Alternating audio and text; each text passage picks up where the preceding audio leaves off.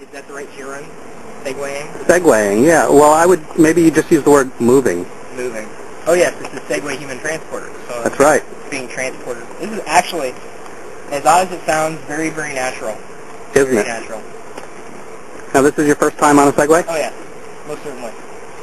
I'm usually not into that whole balancing thing, and this is doing most of the work for me. So it's kind of strange though. That I think the right-left control. Some part of my brain, maybe it's because it's working with the joystick or like flight controllers, or sometimes I want to go the opposite way.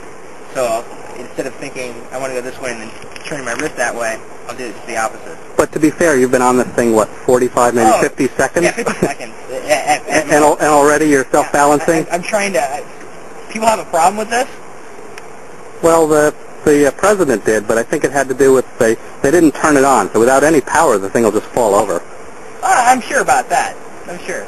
So how fast do you think I could take it? Well, why don't you just go forward? You should be able to hit up to 10 miles per hour. Can you clock it?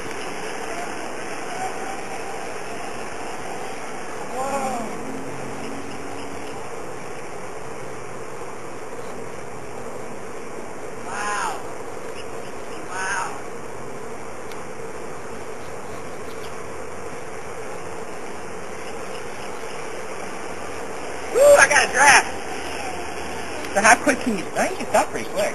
Yeah, pretty much. And you can do 360s. Now, why don't you do some turning as you're moving forward, but remember to lean into it a little bit. Like... Yeah, lean into the... So go down as if you're doing a little slalom course there. You mean... Yeah, forward. Pretend there's some cones. And don't do anything too fast, okay? And lean into the turn. That's hard. You get used to it. It's hard. So, like, thinking instinctively, because I want to counterbalance, you know?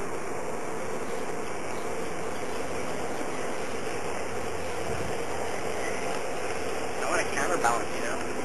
So, like, shifting the weight. So, wait, how long have you been on this? Well, what do you mean? Like, on a Segway? Well, we rented it 2 years ago, as I said, and then just a day. And we were just teaching people left and right in Pioneer Square. Anybody that would walk up, and especially 2 years ago, very few people had seen them. Yeah.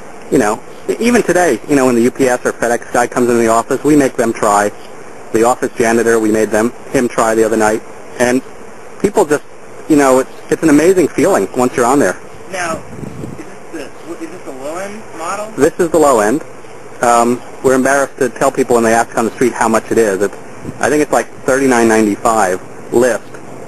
Probably get them on eBay. We got one from the dealer. This was $3,000.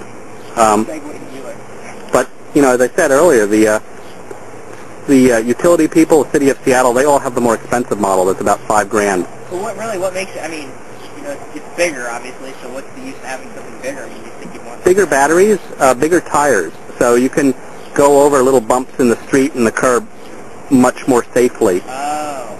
And they actually have a version for golfers now. And I think it's going to save, eventually it'll save golf resorts a lot of money instead of having to buy those, I don't know, Huffmans or something, those big carts. And it's just a blast. So how fast will it go backwards? It won't go as fast backwards. In Segway's training, they always say, you know, since it's so easy to turn around, just turn around. You can pivot it pretty quick. Huh. Well, you can put your dog on there and get it really sick. I'm going to try Ubering up again. Please.